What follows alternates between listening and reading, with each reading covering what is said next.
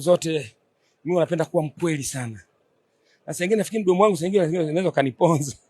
Lakini kwenye ukweli bahati mbaya na Ramadhani lazima tuseme kweli. Leo man of the match is the referee. Referee? Yes, man of the match. Kwa nini? Ndio decide game. Ndio decide game. Wenye akili zao na wenye fahamu zao za mpira na watu wa mpira. Sio wale kuja na mbio za mwenge kwenye mpira. Wameona mpira mchezo wa wazi sana. Tukio lipi kocha ambalo naamini muamuzi aliliamua likawapa faida? Ukienda kuangalia marudio mtaona ile penalty iliyonyimwa na penalty aliyotoa. Kama yeye ana declare ile penalty aliyotoa ni ya kweli, basi atanisamehe mimi. Na kama penalty aliyonyima ile kwamba haikuwa kweli, basi atanisamehe mimi. Lakini kwenye football iko hivyo. Mimi sipendi sana kuzungumzia hao wapiga filimbi. Kwa sababu na mimi the end of the day mpira ni mchezo wa wazi.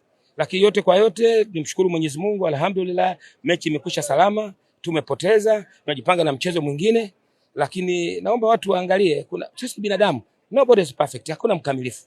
Kwa hiyo makosa ya binadamu yapo. Watu hakika wa makosa, lakini mtu anafanya makusudi, anafanya the same kosa huko, analiamua hivi, anaamua hivi.